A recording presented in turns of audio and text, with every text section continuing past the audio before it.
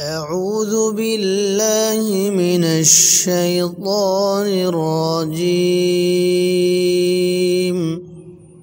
بسم الله الرحمن الرحيم.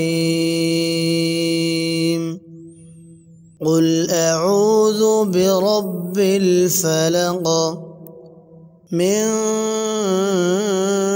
شر ما خلق ومن شر غاسق إذا وقب ومن شر النفاثات في العقد ومن